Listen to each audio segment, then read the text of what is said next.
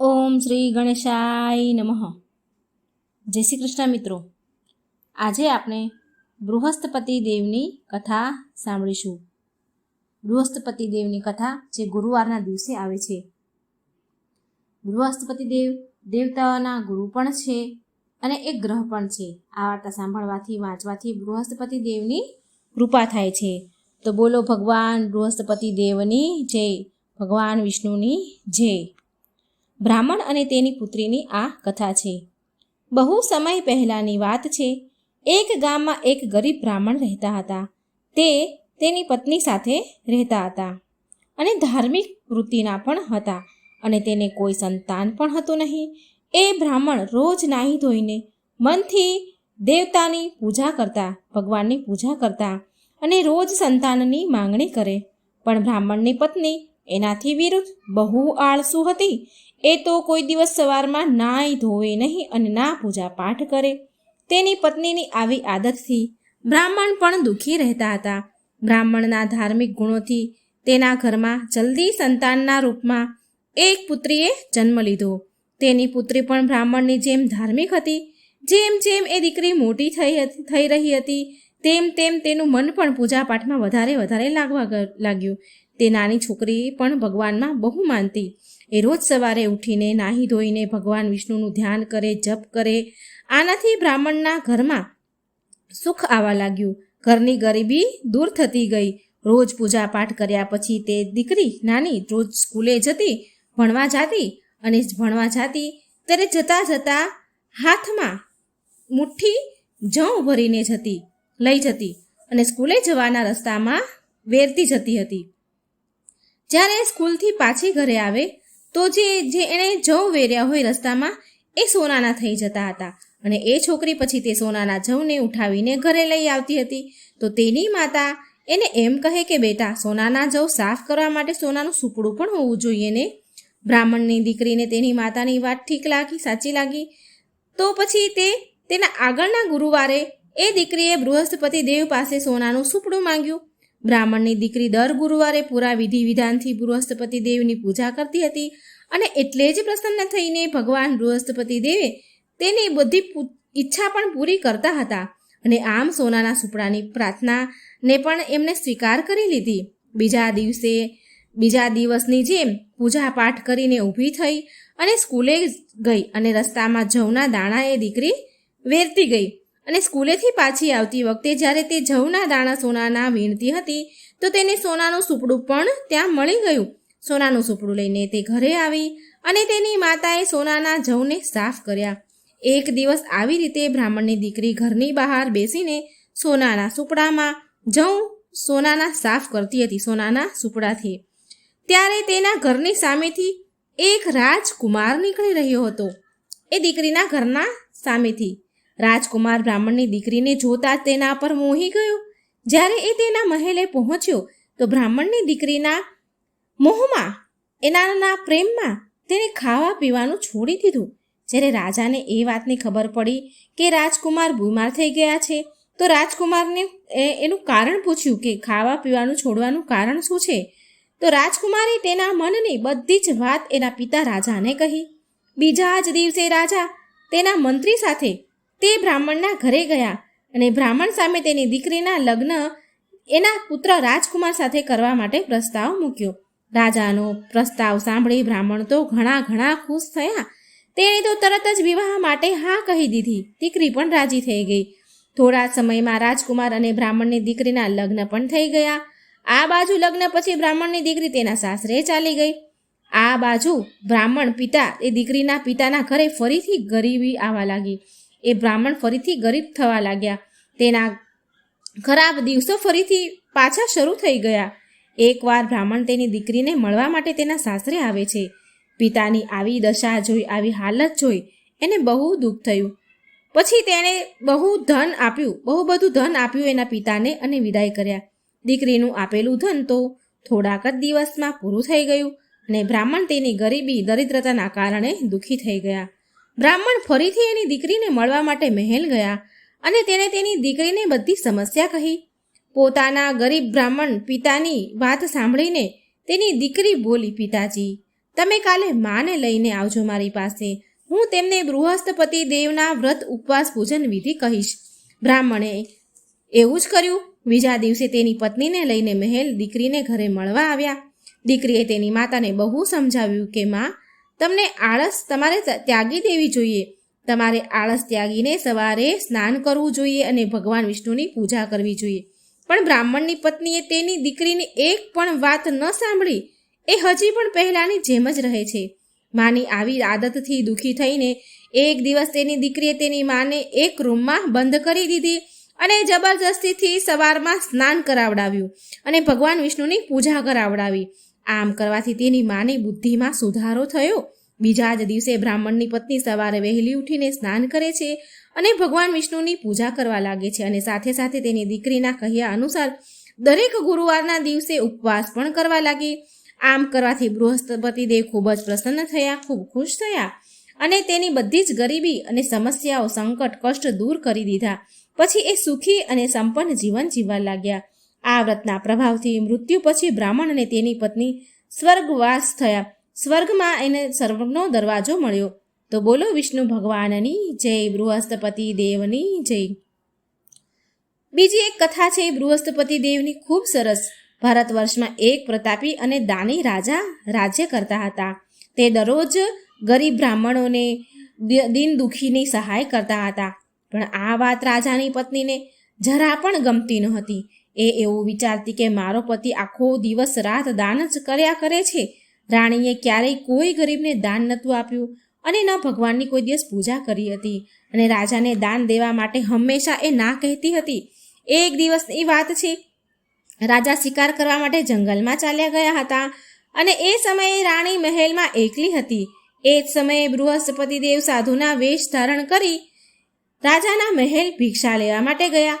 સાધુ મહારાજે રાણી પાસે ભિક્ષા માંગી, પણ રાણીએ ના કહી દીધી અને કહેવા લાગી કે સાધુ મહારાજ, હું તો આ દાન પુણ્યથી બહુ હેરાન થઈ ગઈ છું, ધરાઈ ગઈ છું. મારો પતિ તો બધું જ ધન લૂંટાવ્યા જ કરે છે. મારી ઈચ્છા એ જ છે કે મારું બધું જ ધન નષ્ટ થઈ જાય.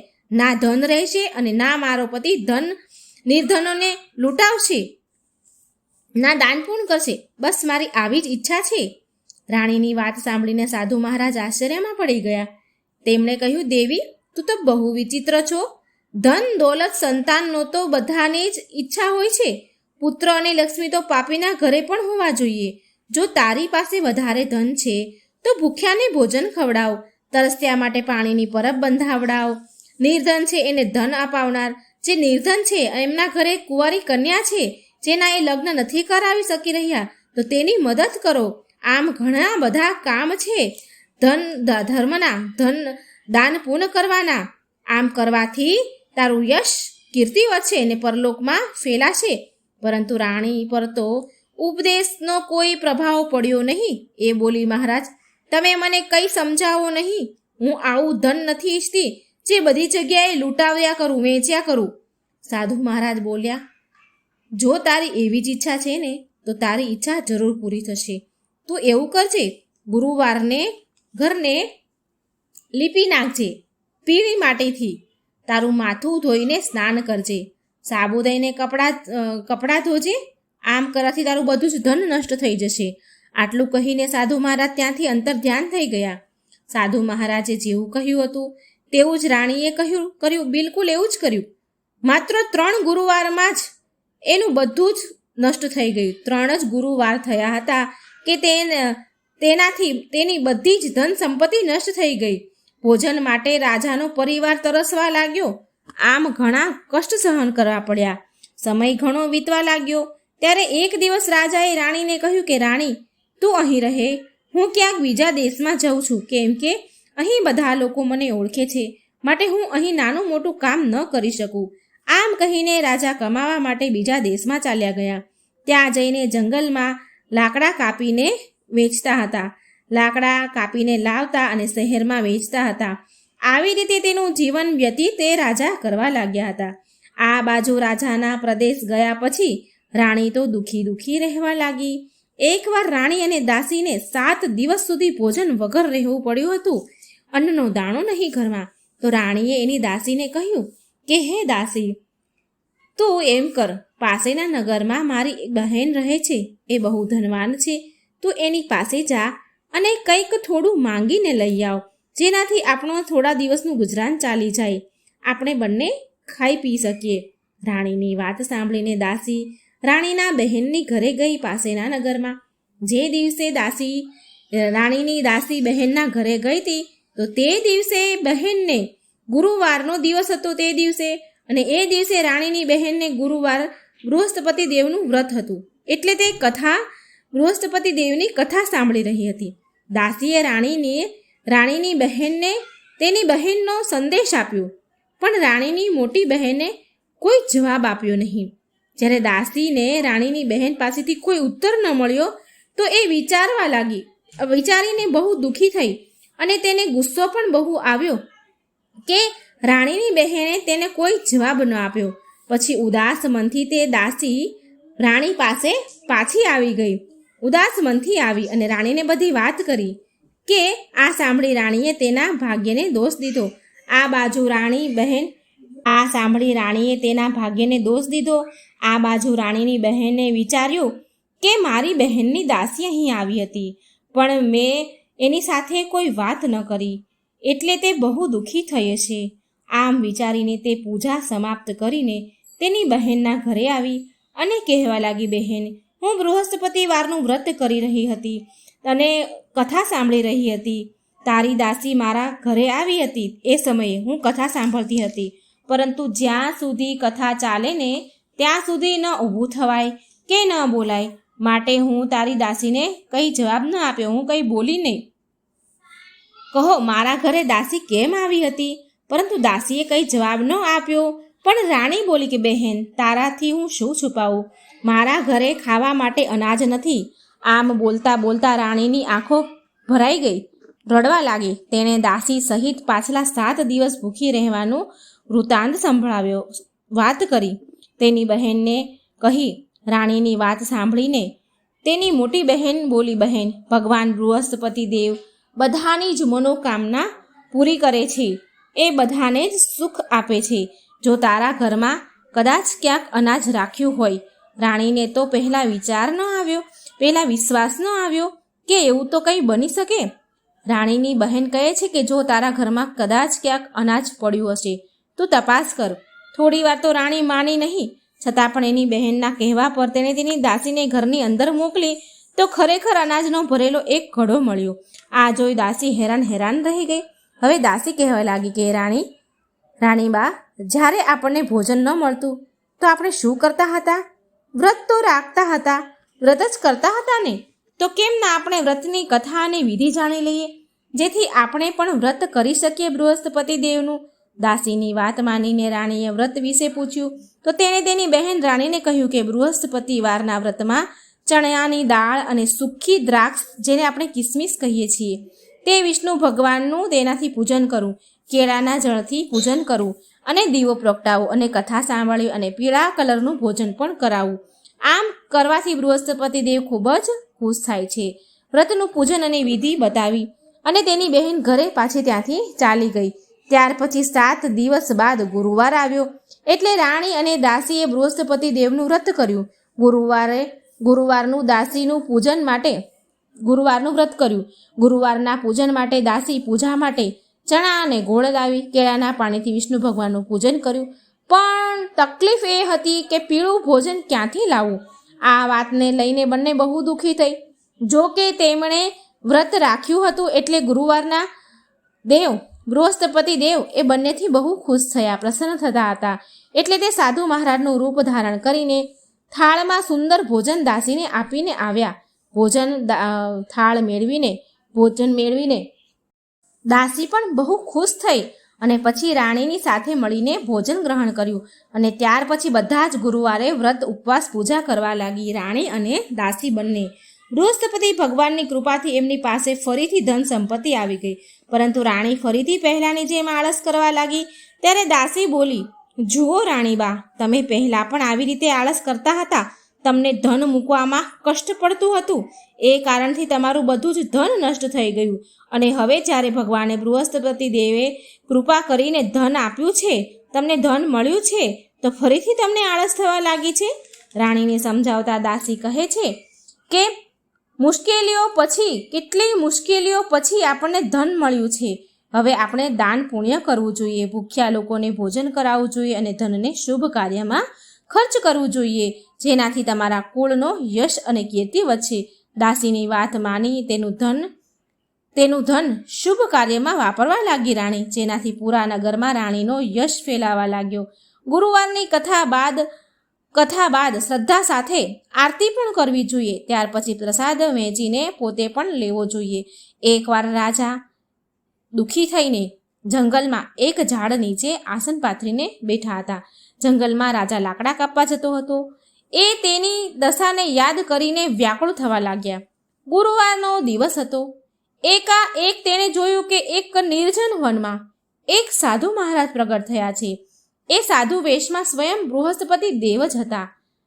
અને અચાનક એ લાકડા કાપનાર રાજા સામે આવીને એ સાધુ મહારાજ બોલવા લાગ્યા કે હે લાકડા કાપનાર, આ સુમસામ જગ્યામાં તું ચિંતામાં મગ્ન કેમ બેઠો છે? આનું શું કારણ છે, મને બતાવ. રાજન લાકડા કાપનાર 2 હાથ જોડીને પ્રણામ કરે છે સાધુ મહારાજને અને કહે છે કે મહારાજ, તમે તો બધું જાણો જ છો ને, તમે તો અંતર્યામી છો, હું તમને શું કહું? આમ કહીને રાજન રડવા લાગ્યો અને સાધુને તેની આત્મકથા કહી સંભળાવી. સાધુ મહારાજ બોલ્યા કે તારી સ્ત્રીએ ગુરુવારના દિવસે બૃહસ્પતિ દેવનો અનાદર કર્યો હતો, જેના કારણે રૂષ્ટ થઈને બૃહસ્પતિ દેવ ગુસ્સે થયા છે અને તારી આ દશા કરી હતી.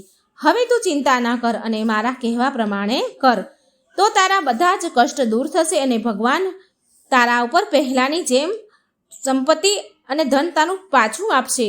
પહેલાની જેમ તારા પર પ્રસન્ન થશે. તારી સંપત્તિ પહેલા કરતાં પણ વધારે તને આપશે. તું ગુરુવારના દિવસે કથા કર, 2 પૈસાના ચણા, સૂકી દ્રાક્ષ લાવી તેનો પ્રસાદ ધરાવ અને શુદ્ધ જળથી લોટામાં સાકર મિલાવીને અમૃત તૈયાર કર. કથા સાંભળનાર બધા જ પરિવાર લોકોને કે જે કોઈ કથા સાંભળતા હોય તેને અમૃતમય પ્રસાદ વેચીને તું પણ ગ્રહણ કરજે. આમ કરવાથી ભગવાન તારી બધી જ મનોકામના પૂરી કરશે. સાધુના આવા વચન સાંભળીને રાજા લાકડા કાપનાર બોલ્યો કે હે પ્રભુ, મને લાકડા વેચીને એટલા બધા પૈસા નથી મળતા કે હું ભોજન કર્યા બાદ 2 પૈસા બચાવી શકું. મેં રાતમાં સપનામાં મારી સ્ત્રીને વ્યાકુળ જોઈ છે. મારી પાસે કંઈ એવું નથી કે એનાથી હું કંઈ કરી શકું, મારી પત્નીના સમાચાર પૂછી શકું. સાધુ બોલ્યા, હે રાજા લાકડા કાપનાર, તું કોઈ પણ જાતની ચિંતા ન કર. ગુરુવારના દિવસે તું રોજની જેમ લાકડા લઈને શહેર જજે. તેનાથી તને રોજ કરતાં ડબલ પૈસા મળશે, બમણા પૈસા મળશે, જેનાથી તું સારી રીતે ભોજન પણ કરીશ અને બૃહસ્પતિ ભગવાનની પૂજાનો સામાન પણ આવી જશે. તું વિશ્વાસ રાખ. આટલું કહીને સાધુ મહારાજ અંતર્ધ્યાન થઈ ગયા. ધીરે ધીરે સમય વીતવા લાગ્યો અને ફરી ગુરુવારનો દિવસ આવ્યો. રાજા જંગલમાંથી લાકડા કાપીને શહેરમાં વેચવા ગયા તો તેને રોજ કરતાં બમણા પૈસા મળ્યા. રાજાએ ચણા ગોળ લાવી અને ગુરુવારનું વ્રત કર્યું. એ દિવસથી એની બધી જ તકલીફ દૂર થઈ. પરંતુ જ્યારે ફરી ગુરુવારનો દિવસ આવ્યો તો ગુરુવારનું વ્રત કરવાનું રાજા ભૂલી ગયો. આ કારણથી બૃહસ્પતિ દેવ નારાજ થઈ ગયા. એ દિવસથી એ નગરના રાજાએ વિશાળ યજ્ઞનું આયોજન કર્યું. જ્યાં એ રાજા લાકડા કાપતો હતો, જ્યાં રહેતો હતો, ત્યાંના રાજાએ યજ્ઞનું બહુ જ મોટું આયોજન કર્યું તથા શહેરમાં એ ઘોષણા કરાવી કે કોઈ પણ વ્યક્તિ, મનુષ્ય એના ઘરમાં ભોજન ન બનાવે અને અગ્નિ ન પ્રગટાવે. સમસ્ત પ્રજા લોકો મારે ત્યાં ભોજન કરવા માટે આવે. આ આજ્ઞાને જે નહીં માને એને ફાંસીની સજા મળશે. આવી રીતે ઘોષણા બધા જ ઘરોમાં, રાજ્યમાં, નગરમાં કરાવવામાં આવી. રાજાની આજ્ઞા અનુસાર શહેરના બધા લોકો ભોજન કરવા આવ્યા, પણ આ રાજા લાકડા કાપનાર થોડા મોડેથી પહોંચ્યા. માટે રાજા તેને પોતાની સાથે ઘરે લઈ ગયા અને ઘરે જઈને ભોજન કરાવ્યું. તો રાણીની નજર એ ખિલ્લી ઉપર પડી, જે ખિલ્લી ઉપર તેણે હાર ટીંગાડ્યો હતો. પણ હવે એ ખિલ્લી ઉપર હાર એને દેખાયો નહીં. માટે રાજાને એમ થયું કે આ હાર પેલા લાકડા કાપનારે જ ચોરી લીધો છે. તો તેણે તેના સૈનિકોને બોલાવી અને એ વ્યક્તિને, લાકડા કાપનારને કારાગૃહમાં બંધ કરાવી દેવાનો, કેદ કરવાનો આદેશ આપ્યો. લાકડા કાપનાર રાજા કારાગૃહમાં દુઃખી થઈને વિચાર કરવા લાગ્યા કે ન જાણે મારા કઈ જન્મના કર્મના આ પાપ છે કે મને આટલું દુઃખ મળે છે, કયા જન્મના કર્મ છે મારા આવા કે મને દુઃખ મળ્યું. અને એ જંગલમાં મળેલા સાધુને યાદ કરવા લાગ્યા. એ જ સમયે તત્કાલ બૃહસ્પતિ દેવ સાધુના રૂપમાં ત્યાં પ્રગટ થયા અને તેની દશાને જોઈને કહેવા લાગ્યા કે અરે મૂર્ખ, તે પૂરી કથા બૃહસ્પતિ દેવની નથી કરી. આ કારણથી તને દુઃખ મળ્યું છે. હવે તું ચિંતા ન કર.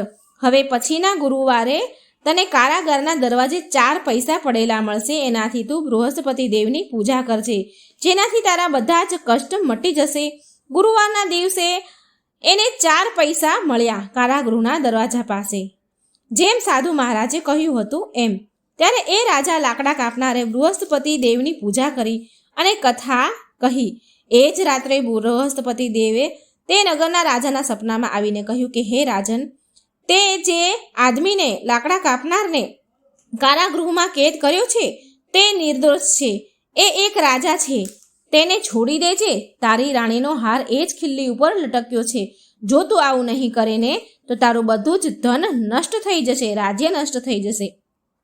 આમ રાત્રિના સપનાને જોઈને રાજા વહેલી સવારે ઉઠ્યા અને ખિલ્લી ઉપર હાર જોઈને લાકડા કાપનાર રાજનને બોલાવીને છોડી દીધો. તેની પાસે ક્ષમા માંગી તથા લાકડા કાપનાર રાજાને સુંદર વસ્ત્ર ઘરેણા આપીને વિદાય કર્યા.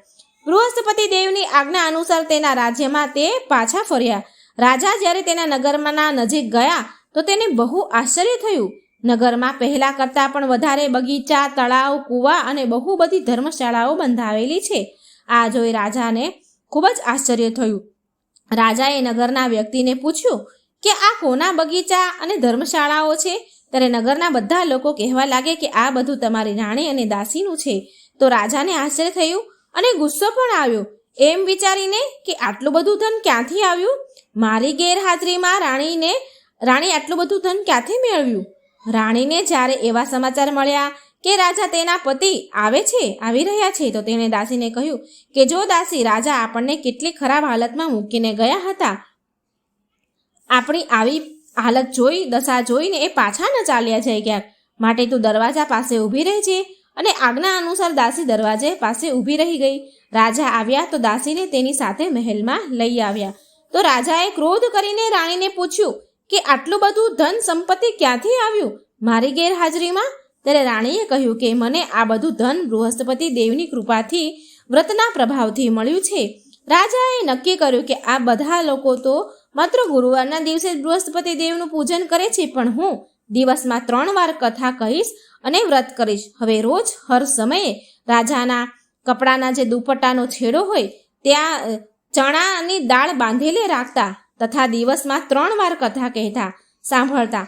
એક દિવસ રાજાએ વિચાર કર્યો કે ચાલ આજે મારી બહેનને ત્યાં જઈને આવું. આમ રાજા ઘોડા પર સવાર થઈને તેના બહેનના ઘરે જાય છે. માર્ગમાં જોયું તો અમુક આદમી મુર્દાને લઈને જઈ રહ્યા હતા. રાજાએ તેમને રોકીને કહ્યું કે અરે ભાઈઓ, મારા બૃહસ્પતિ દેવની કથા સાંભળો. તો બધા લોકો કહેવા લાગ્યા અમારો માણસ મરી ગયો છે અને તમને કથાની પડી છે. પરંતુ એક આદમી એમાંથી બોલ્યો કે તમે કથા કહો, હું સાંભળીશ.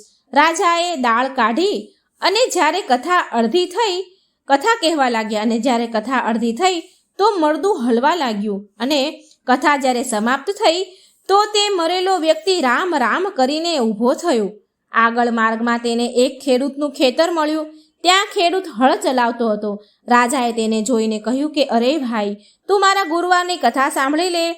ખેડૂત બોલ્યો કે જ્યાં સુધી તમારી હું કથા સાંભળું એટલી વારમાં તો મારું અડધું ખેતર ખેડાઈ જશે. જા તારી કથા બીજા કોઈને જઈને સંભળાવજી. આમ રાજા આગળ ચાલ્યો. રાજાના ત્યાંથી જવાની સાથે જ બળદ ઊંચો પછડાઈને પડ્યો તથા ખેડૂતના પેટમાં જોર જોરથી દુખવા લાગ્યું. એ સમયે ખેડૂતની મા એના દીકરા માટે રોટલી લઈને ભાતો લઈને આવી હતી. તેણે આ જોયું તો તેના પુત્રને બધું પૂછ્યું કે આ શું થયું. તો તેના દીકરાએ બધી જ વાત કહી તેની માતાને. પછી તો તેની મા દોડી તે ઘોડા સવાર રાજા પાસે ગઈ અને તેને કહ્યું હું તમારી કથા સાંભળીશ, પણ કથા તમે મારા ખેતરમાં જઈને કહો. રાજાએ તે માના ખેતરમાં જઈને કથા કહી. જેને સાંભળતા જ પેલો પડ્યો તો એ બળદ ઊભો થઈ ગયો સળસળાટ અને ખેડૂતને પણ પેટમાં નું દર્દ સારું થઈ ગયું. રાજા તેની બહેનના ઘરે પહોંચ્યો અને બહેને તેની બહુ જ ખાતેદારી કરી, બહુ સન્માન આપ્યું, માન આપ્યું. બીજા દિવસે રાજા જાગ્યા તો એ જુએ છે કે બધા લોકો ભોજન કરી રહ્યા છે. રાજાએ તેની બહેનને કહ્યું કે બહેન, અહીં એવું કોઈ મનુષ્ય છે જેને ભોજન ન કર્યું હોય? આજે મારે ગુરુવારની કથા સાંભળવાની છે. બહેન બોલી, ભાઈ, આ ગામમાં એવો રિવાજ છે કે પહેલાં લોકો અહીં ભોજન કરે છે અને પછી જ બધા કામ કરે છે. હા, હું જોઈ લઉં આડોશ પાડોશમાં, જો કોઈ ભૂખ્યું હોય તો. બહેન આડોશી પાડોશીમાં જોવા ગઈ, પણ કોઈ એવું ન મળ્યું જે ભૂખ્યું હોય. છેલ્લે એ એક કુંભારના ઘરે ગઈ, જેનો છોકરો બીમાર હતો અને એને ખબર પડી કે તે લોકોએ 3 દિવસથી ભોજન નથી કર્યું. બહેનને આ વાતની જાણ થઈ તો બહેને તેના ભાઈની કથા કુંભારને સાંભળવા માટે કહ્યું. કુંભાર રાજી થઈ ગયો, તૈયાર થઈ ગયો. રાજાએ જઈને ગુરુવારની કથા કહી, જેને સાંભળીને એનો બીમાર છોકરો સાજો થઈ ગયો. હવે તો રાજાની પ્રશંસા થવા લાગી. એક દિવસ રાજાએ તેની બહેનને કહ્યું કે બહેન, હવે હું મારા ઘરે જઈશ, તું પણ તૈયાર થઈ જા. રાજાની બહેને તેની સાસુને કહ્યું. સાસુ બોલી, હા, તું ચાલી જા, પરંતુ તારા છોકરાને લઈને ન જતી. તારે જવું હોય તો જા, છોકરા નહીં જાય, કેમ કે તારા ભાઈને કોઈ સંતાન નથી. બહેને તેના ભાઈને કહ્યું, ભાઈ, હું તો આવીશ, પણ મારા બાળકો નહીં આવે. રાજા કહે છે, જો કોઈ બાળક નહીં આવે તો તું પણ ત્યાં આવીને શું કરીશ? પછી તો રાજા બહુ દુઃખી મનથી તેના નગર ચાલ્યા જાય છે. રાજાએ તેની રાણીને કહ્યું, આપણે નિર્વંશી છીએ, આપણું મોં જોવાનો પણ કોઈ વ્યક્તિને ખરાબ થાય. આપણું મોં જો કોઈ જોઈ જાય તો એનો દિવસ બગડે, એનો ખરાબ થાય. આપણું મોં જોવાનો પણ ધર્મ નથી. અને કંઈ રાજા જમ્યા નહીં.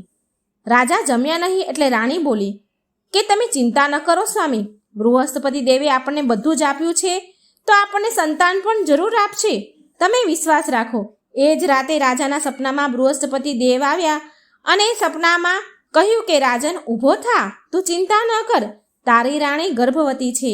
રાજા આ વાત સાંભળીને બહુ ખુશ થયા. રાણીના ગર્ભથી 9 મહિના થયા એટલે એક સુંદર પુત્રએ જન્મ લીધો. રાજા બોલ્યા કે રાણી, સ્ત્રી તો ભોજન વિના રહી શકે, પણ કંઈ બોલ્યા વિના ન રહી શકે. જ્યારે મારી બહેન અહીં આવે તો તેને કંઈ પણ કહેતી નહીં, મેણા ટોળા મારતી નહીં. રાણીએ પહેલાં તો હા કહી, પણ જ્યારે તેની બહેન આવી, આ શુભ સમાચાર એમને મળ્યા તો એની બહેન બહુ ખુશ થઈ અને એને બધાઈ દેવા માટે આવી. ઘરે આવી, મહેલે આવી. ત્યારે રાણી બોલી, ઘોડા પર ચડીને તો નથી આવી, ગધેડા ઉપર આવી છો. રાણીની વાત સાંભળીને બહેન બોલી, ભાભી, કે હું તમને એવું ન સંભળાવત, હું તમને મેણું ટોણું ન મારત તો તમને સંતાન કેવી રીતે થાત? બૃહસ્પતિ દેવ પણ આવા જ છે, જેવી જેના મનમાં કામના છે તેમની બધી જ કામના પૂરી કરે છે.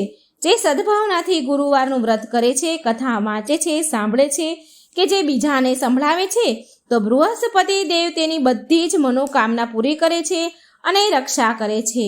જેમ સાચી ભાવનાથી રાજા અને રાણીએ તેમની કથાના ગુણગાન કર્યું, તેમના વ્રત કર્યા, તે તો એની બધી જ ઈચ્છા પૂરી કરી બૃહસ્પતિ દેવે.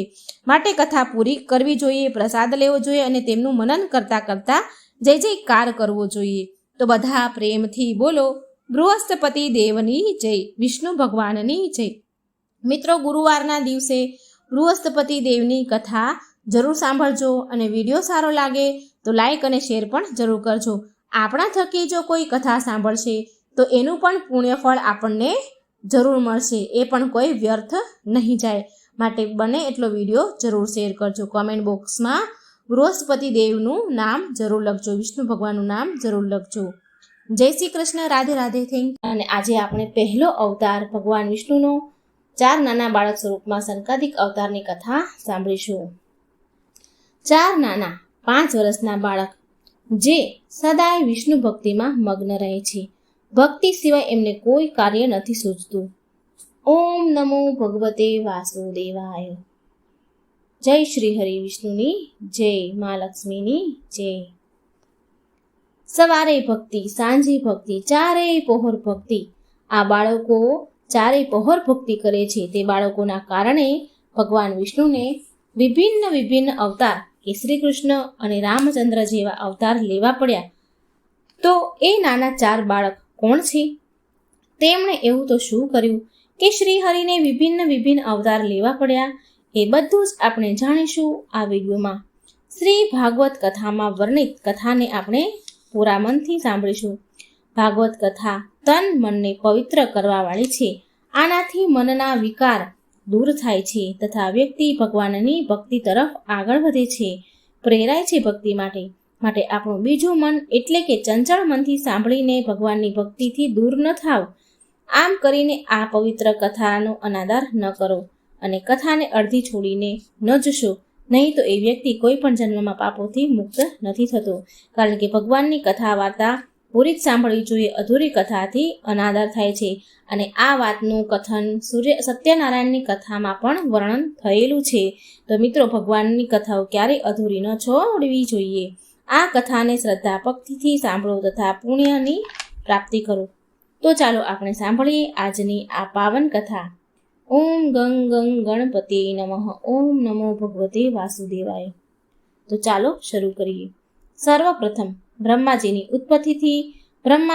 ઉત્પત્તિથી જળમાં ઉત્પન્ન થયેલ.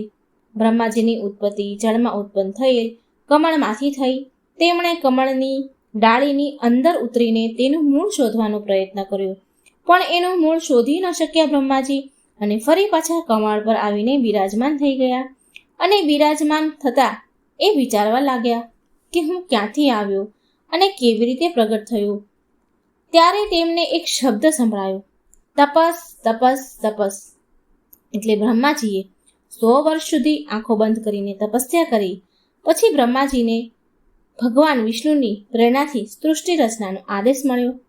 હવે અહીંથી શરૂ થાય છે ભગવાન વિષ્ણુના પ્રથમ અવતારની કથા. બ્રહ્માજીએ સર્વપ્રથમ 4 પુત્રોની ઉત્પત્તિ કરી: સનક, સનંદન, સનાતન અને સનત. બ્રહ્માજીએ આ 4 પુત્રોને સૃષ્ટિ રચનાનો આદેશ આપ્યો, પરંતુ એ ચારેય સૃષ્ટિ રચના છોડીને તપસ્યામાં લીન થઈ ગયા. તેમના પુત્રોને આમ કરવાથી, એની તપસ્યા કરવાથી, ભગવાનની ભક્તિ કરવાથી, આ બધું કરતા જોઈ બ્રહ્માજી ક્રોધિત થયા. એ સમયે જે આ 4 કુમાર પ્રગટ થયા હતા એ શુદ્ધ સતગુણ સ્વરૂપમાં, એમાં રજોગુણ તમોગુણ હતા નહીં, શુદ્ધ સતગુણ હતા. અને ના તો એમાં પ્રમાદ, નિંદ્રા કે આળસ હતી, અને ના સૃષ્ટિના કાર્યમાં તેમને કોઈ રુચિ હતી, ના કોઈ એમની પ્રવૃત્તિ હતી સૃષ્ટિના કાર્યની રચના કરવાની. એમને એમાં રસ જ નહોતો. બ્રહ્માજીએ ચારેયને સૃષ્ટિ રચવાનું કહ્યું, તો તેમણે સૃષ્ટિ કરતા બ્રહ્માજીને આ આજ્ઞા સ્વીકાર કરી નહીં. વિશ્વમાં જ્ઞાનની પરંપરા બનાવી રાખવા માટે સ્વયં ભગવાનને આ 4 કુમારના રૂપમાં અવતાર ધારણ કર્યો હતો. કુમારોની જન્મજાત રુચિ ભગવાનના નામ તથા ગુણોના કીર્તન કરવા માટે, ભગવાનની લીલાઓનું વર્ણન કરવા અને પાવન લીલાને સાંભળવા માટે હતું. ભગવાનને છોડીને એક પણ ક્ષણ તેમનું ચિત્ત સંસારના કોઈ પણ વિષયમાં જતું નહીં. આવા સહજ સ્વભાવવાળા વિરક્ત ભલા કેવી રીતે સૃષ્ટિની રચના કરી શકે, સૃષ્ટિનું કાર્ય કરી શકે? તેમણે તેના પિતાજીની આજ્ઞાને નકારી નાખી. તેમણે કહ્યું, હે પિતાજી, અમે સદાય ભગવાન વિષ્ણુની ભક્તિ કરવા માંગીએ છીએ. તમે અમને સંસારની મોહ માયામાં ન ફસાવો. આ સાંભળી બ્રહ્માજીએ પણ તેમના માનસ પુત્રોની વાત માની લીધી. અને આ 4 કુમારોના મુખથી નિરંતર હરિ શરણમ હરિ શરણમ આ મંત્ર નીકળતો હતો. આ વાણી એમના મુખથી મુક્તિ જપથી વિરામ લેતી જ ન હતી. તેમનું ચિત્ત સદાય શ્રી હરિમાં લગ્ન રહેતું હતું. આ સમયે આ 4 કુમાર પર કાળનો ક્યારેય કોઈ પ્રભાવ પડતો નહીં. એ સદાય 5 વર્ષની અવસ્થાના જ બનેલા રહેતા હતા. સદાય માટે એ 5 વર્ષની અવસ્થામાં જ રહે છે. એક સમયની વાત છે. 4 સનકાદિક ઋષિ ભગવાન વિષ્ણુની તપસ્યા કરવા લાગ્યા. તપસ્યા દરમિયાન ભગવાન વિષ્ણુ અતિશય પ્રસન્ન થયા અને તેમણે એ 4ને ભગવાને વરદાન માંગવાનું કહ્યું. હવે 4 કુમારોએ ભગવાનને કહ્યું, હે પ્રભુ, તમારા દર્શન માત્રથી અમારું ચિત્ત નિર્મળ થઈ ગયું છે. અમને તો તમારાથી એ વરદાન જોઈએ છે કે અમે હંમેશા સદાય માટે 5 વર્ષના બાળક જ બનેલા રહીએ ભગવાન વિષ્ણુએ આનું કારણ પૂછ્યું તો એ ચારેય કુમારોએ કહ્યું, હે પ્રભુ, અમે વયસ્ત થઈ જશું તો અમારી અંદર મોહ માયા વગેરે વિકાર આવી જશે. તો અમે એવું ઈચ્છીએ છીએ કે અમે સર્વદા નાના બાળક બનેલા રહીએ, કેમ કે નાના બાળકની અંદર અહંકાર મોહ માયા નથી રહેતી અને અમે તમારી ભક્તિમાં સદાય લીન રહીએ. આ સાંભળીને ભગવાન વિષ્ણુએ એ 4 બાળકોને તથાસ્તુ કહીને આશીર્વાદ આપ્યા અને ત્યારથી એ 4 કુમાર 5 વર્ષના જ બનીને રહી ગયા હતા. તો તે નાના 4 બાળક પણ એ વેદ જ્ઞાનના સ્વામી હતા. તે જ્યાં પણ જાય ત્યાં ભગવાન હરિનો સત્સંગ કરવા લાગે. એના વાચક બની જતા અને સાંભળનારા શ્રોતા બની જતા. ક્યારેક ક્યારેક તો એવું પણ થતું કે આ બધા બાળકોમાંથી એક વક્તા જ્ઞાન કહેનાર બને અને બીજા જે 3 બાકી હોય એ બધા સાંભળવા જાય. આવી રીતે ભગવાન વિષ્ણુનો સત્સંગ કરતા હતા અને તે ચારેયને સ્વયં ભગવાન વિષ્ણુએ આશીર્વાદ આપીને કહ્યું હતું કે તમને આ સંસારમાં, આ સૃષ્ટિમાં ક્યાંય પણ રોકટોક વિના આવવા જવાની અનુમતિ છે. તમે ચારેય તમારી ઈચ્છાથી ક્યાંય પણ આવી જઈ શકો છો. તો એ ચારેય બાળકોએ ભગવાનને કહ્યું, હે પરમ ભગવાન વિષ્ણુ, અમે તમારા વૈકુંઠમાં પણ તમારા દર્શન માટે આવી શકીએ છીએ? આમ પૂછ્યું તો ભગવાન વિષ્ણુ બોલ્યા કે હે વત્સ, તમે ચારેય સદાય મારા દર્શન માટે મારા વૈકુંઠ લોકમાં આવી શકો છો.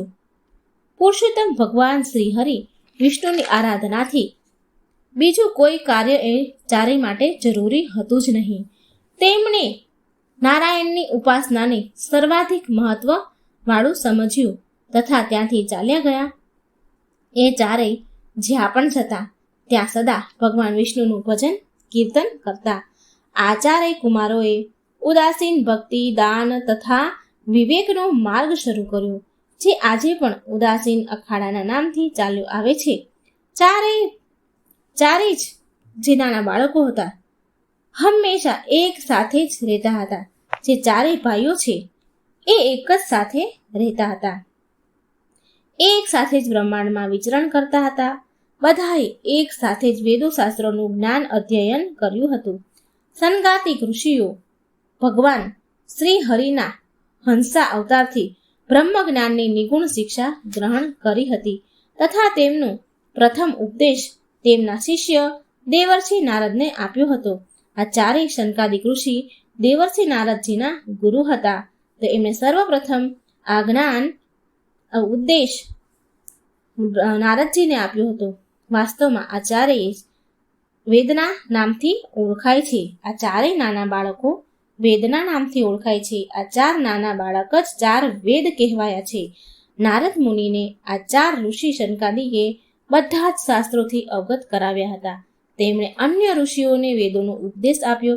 નારદજીએ પછી અન્ય ઋષિઓને જે આ બધું જ્ઞાન મેળવ્યું એ અન્ય ઋષિઓને ઉપદેશ આપ્યો અને તેમણે આત્મતત્વનું પૂરું જ્ઞાન હતું. સર્વપ્રથમ સનકાદિક કુમારોએ તેમના પ્રિય શિષ્ય નારદજીને ભગવાનની ભગવત કથા સંભળાવી અને નારદજીએ બીજા બાકી ઋષિને ભગવત કથા સંભળાવી અને આમ કરતા કરતા શ્રી ભગવત કથા આપણા બધા પાસે પહોંચી. તે સદાય દિગંબર વેશ ધારણ કરીને જ રહેતા હતા.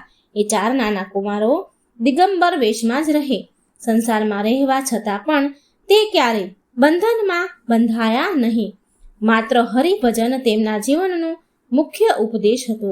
તે ચારેય કુમાર પરમ સિદ્ધિ યોગી છે.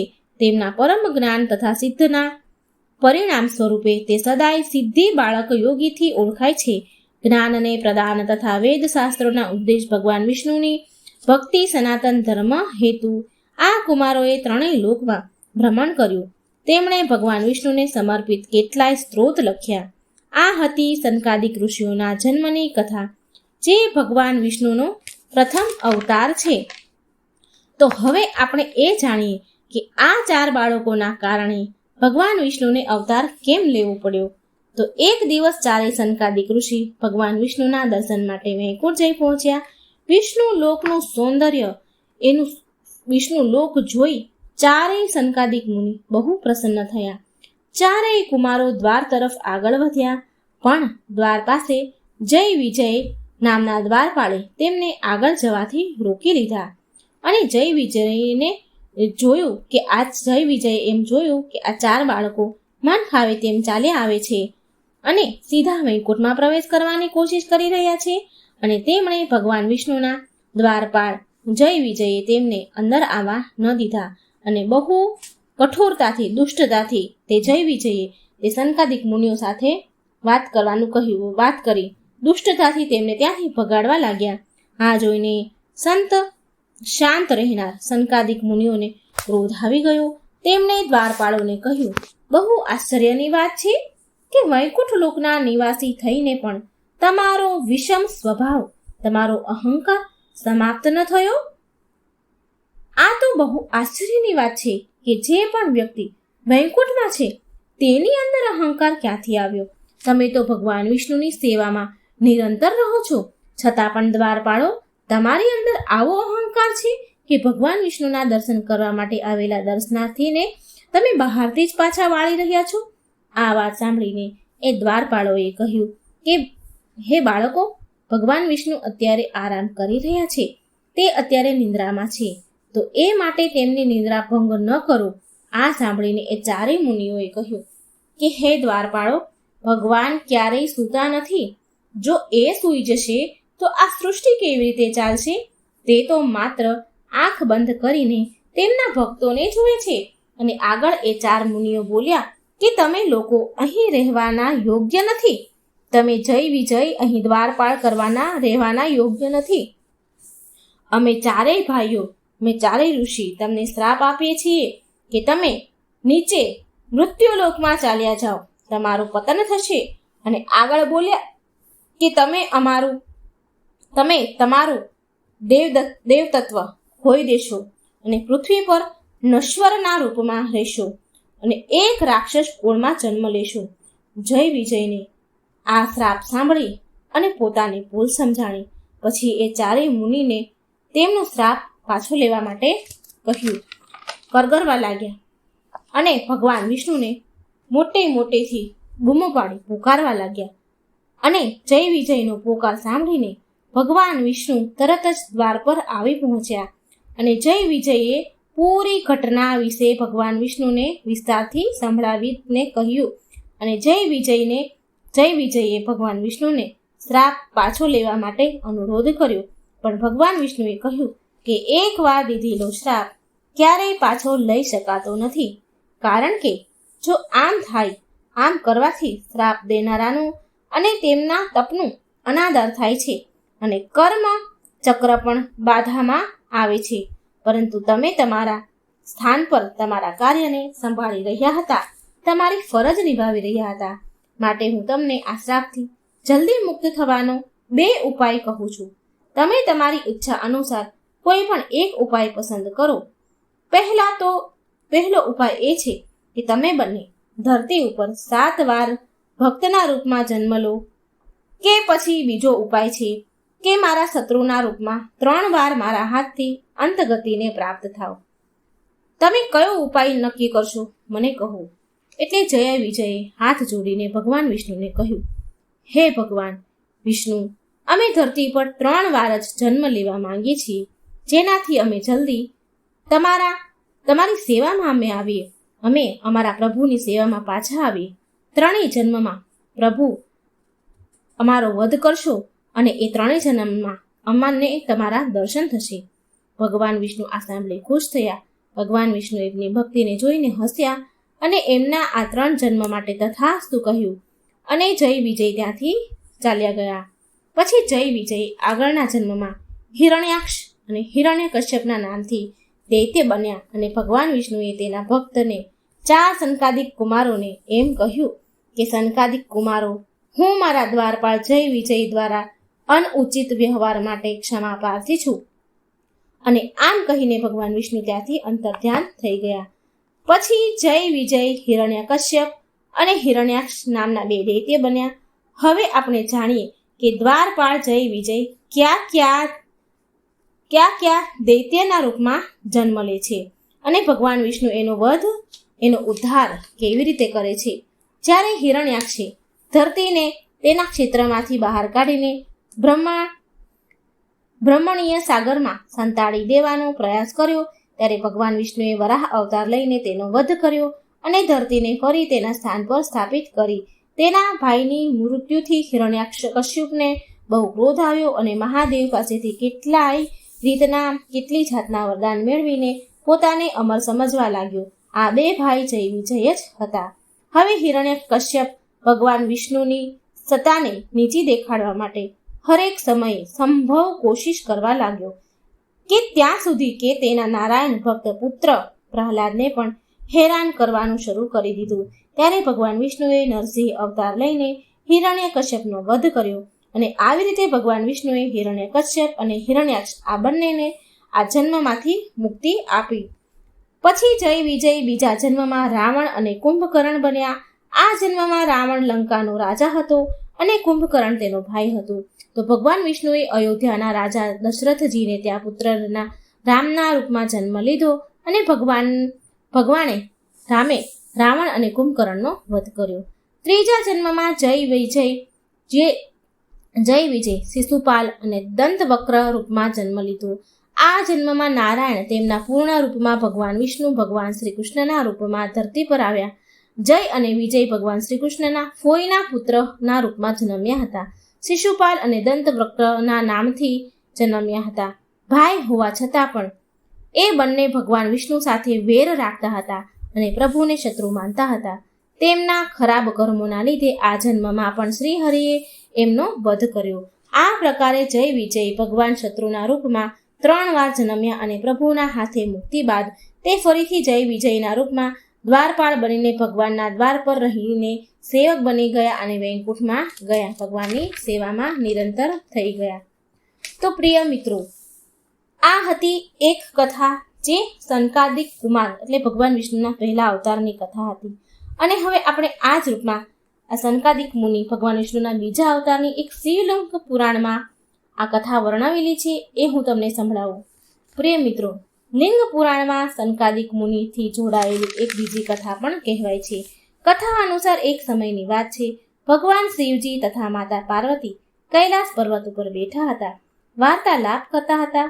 ભગવાન શિવ માતા જગત જનનીને બહુ સુંદર મનોહર કથા સંભળાવી રહ્યા હતા અને માતા પાર્વતીને કથા સાંભળીને બહુ આનંદ આવી રહ્યો હતો. બહુ ખુશ હતા મા જગદંબા. ત્યારે ત્યાં 4 સનકાદિક ઋષિ આવી જાય છે અને મહાદેવને દંડવત પ્રણામ કરે છે. એટલે ભગવાન શિવજીએ એમના આવવાનું કારણ પૂછ્યું. ત્યારે 4 કુમારોએ ભગવાન શિવને કથા સત્સંગ સંભળાવવાની ઈચ્છા વ્યક્ત કરી, પરંતુ માતા પાર્વતીને આ સમયે 4 સનકાદિક મુનિનું અહીં આવવું સારું ન લાગ્યું, એમને ગમ્યું નહીં. હવે મા પાર્વતીજી એવું વિચાર કરવા લાગ્યા મનમાં ને મનમાં કે એક તો પ્રભુ વધારે સમય ધ્યાનમાં લીન રહે છે, સમાધિમાં લીન રહે છે અને જ્યારે સમાધિમાંથી બહાર આવે છે ત્યારે તેમના દર્શન થાય છે અને તેમની અમૃત ભર્યા વચન સાંભળવા મને મળે છે. તેમની સાથે સમય વિતાવવાનો મને અવસર મળે છે અને આ સમયે જ્યારે પ્રભુ સમાધિમાંથી બહાર આવે છે ત્યારે આ 4 સનત કુમાર આવા સમયે આવી પહોંચે છે. મારા ભાગનો સમય આ 4 કુમારને મળી જાય છે. માતા પાર્વતીને આવી રીતે ચિંતામાં જોઈને મહાદેવે માતા પાર્વતીને પૂછ્યું કે હે પાર્વતી, તમે કેમ દુઃખી છો? તમે શું વિચાર કરી રહ્યા છો? ત્યારે મા પાર્વતી બોલ્યા કે હે દેવાધિદેવ, હે પતિ પરમેશ્વર, હે મારા સ્વામી, જ્યારે તમે મારી સાથે સુખદ સમય વિતાવી રહ્યા હો છો ત્યારે જ આ 4 કુમારો અહીં આવી જાય છે. 4 કુમારોનું આવવાનું થાય છે અને તમે કથા વાર્તા કહેવાનું એમને શરૂ કરો છો. તમે મારો સમય એને આપી દો છો અને તમે મને ભૂલી જાઓ છો અને મને છોડીને આ 4 સનકાદિક ઋષિને કથા વાર્તા કહેવા માંડો છો. અને આ 4 કુમારો ઊંટની જેમ ડોંક ઊંચી કરીને સાંભળ્યા કરે છે. તો હું આ 4 કુમારને શ્રાપ આપું છું કે એ ઊંટ બની જાય. હવે જુઓ મિત્રો, માતા પાર્વતીએ તો શ્રાપ આપી દીધો. માતા પાર્વતીના મુખથી આ 4 કુમારોએ ભગવાન શિવ તથા માતા પાર્વતીને પ્રણામ કરીને ત્યાંથી ચાલ્યા ગયા અને એ ઊંટ બનીને મરુભૂમિમાં, જે આપણે ઊંટ રે એ ભૂમિ કહીએ મરુભૂમિ ત્યાં વિચરણ કરવા લાગ્યા. ત્યારે શિવજીએ માતા પાર્વતીને કહ્યું, હે દેવી, તમે આ શું કર્યું? એક ભક્તને તમે શ્રાપ આપી દીધો. દેવી, આપણા આરાધ્યની કથા વાર્તા સાંભળવા વાળા ભક્ત તથા સંભળાવનારાને પરમ આનંદની પ્રાપ્તિ થાય છે. શ્રી હરિ સદાય પ્રસન્ન રહે છે. તો આવામાં એનાથી કોઈ અપરાધ નથી થયો. તમે કારણ વિના જ, કારણ વગર જ આ ઋષિઓને અપરાધી માનીને દંડ આપ્યો છે. હે પાર્વતી, તમે તમારો શ્રાપ પાછો લઈ લો અને ફરી તેમનું અસલ સ્વરૂપ પાછું આપો. આ સાંભળીને માતા પાર્વતીને બહુ પછતાવો થયો. મા પાર્વતી બોલ્યા, હે ભગવાન, મારાથી તો ભૂલ થઈ ગઈ છે. ચાલો અત્યારે જઈએ અને એ ચારે કુમારને તેમના અસલ સ્વરૂપમાં લાવીએ. આમ કહીને મા પાર્વતી અને શિવજીએ મરુભૂમિમાં જઈ જ્યાં ચારેય કુમાર ઊંટ બનીને વિચરણ કરી રહ્યા હતા ત્યાં આવ્યા. જ્યારે માતા પાર્વતી ત્યાં પહોંચ્યા તો તે ચારેય સનકાદિક કુમાર માતા પાર્વતી અને શિવજીને જોઈ દંડવત પ્રણામ કરે છે. મા પાર્વતી કહે છે કે એ ચારેયને કહે છે કે હે સનકાદિક કુમાર, મારાથી બહુ મોટી ભૂલ થઈ ગઈ છે. મેં અનાયાસે જ તમને ચારેયને શ્રાપ આપી દીધો છે. હું મારો શ્રાપ પાછો લઉં છું. તમારું પહેલા જેવું છું સ્વરૂપ તમને પાછું પ્રદાન કરું છું. આ સાંભળીને ચારેય કુમાર બોલ્યા, નહીં નહીં માતા, તમે આવું ન કરો.